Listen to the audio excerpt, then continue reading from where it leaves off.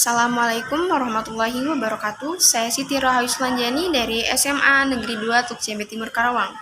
Di sini saya akan membahas mosi debat yang bertema sebagai negara berkembang dengan potensi maritim, Dewan ini tidak akan menggunakan strategi ekonomi biru.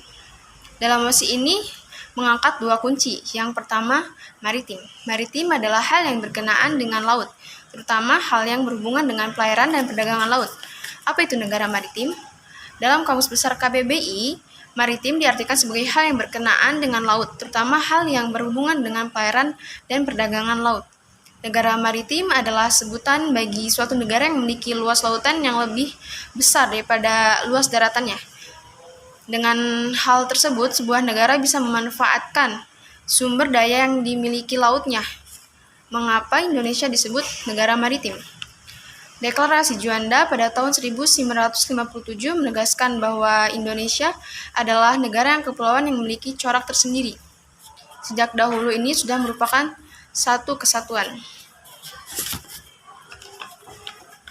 Ada beberapa alasan yang mendasari Indonesia disebut sebagai negara maritim. Di antaranya yang pertama, wilayah laut yang luas. Indonesia memiliki kekayaan laut yang luas jika dibandingkan daratannya.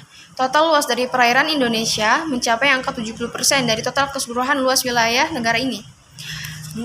Kekayaan laut melimpah. Laut yang luas ini dilengkapi dengan kekayaannya yang begitu indah. Laut Indonesia memiliki keindahan alam yang menarik dan menakjubkan, serta hasil laut yang banyak.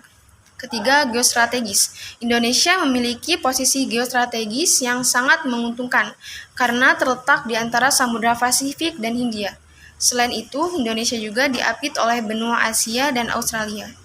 Jalur strategis negara maritim seperti Indonesia dapat menjadi jalur strategis dalam perdagangan dunia. Yang kedua adalah ekonomi biru. Ekonomi biru adalah pemanfaatan sumber daya laut yang berwawasan lingkungan untuk mendukung pertumbuhan ekonomi, kesejahteraan, dan mata pencarian sekaligus pelestarian ekosistem laut.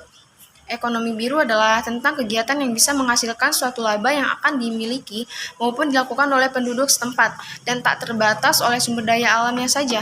Misalnya adalah ekonomi biru tak hanya terbatas pada sektor perikanan dan budidaya air saja, namun juga bisa dikembangkan menjadi segi pariwisata, transportasi, hingga pertambangan.